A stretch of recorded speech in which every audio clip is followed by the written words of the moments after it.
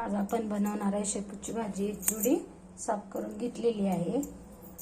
तेल 2 चमचे, अर्धा वाटी मसुरीची डाळ, हळद, अर्धा चमचा नमक, अर्धा चमचा, 1 चमचा तिखट, 2-4 पाकळ्या लसूण, कांदा। चला तर मग बनवूया। गॅसवर कुकर ठेवला आहे, त्याच्यात 2 चमचे तेल टाकून घेऊया। थोडा लसूण टाकूया, थोडीशी कांदे टाकूया। तोपर्यंत 2 मिनिटं लागेल आपल्याला फोडणी तयार करायला। हे आपली फोडणी तयार झालेली आहे। आता आपण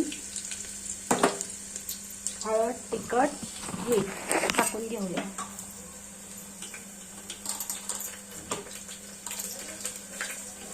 लगेचच आपण शेपूची भाजी टाकूया। हे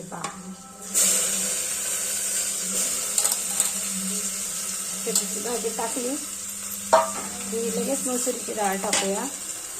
थोडंसं मिक्स करूया आणि डाळ शिजण्यासाठी 1 छोटा ग्लास पाणी टाकून घेऊया। 10 मिनिटांसाठी झाकून ठेवूया शिजण्यासाठी। 10 मिनिटांनी पाहूया। 10 मिनिटं झालेले आहे, उघडून पाहूया।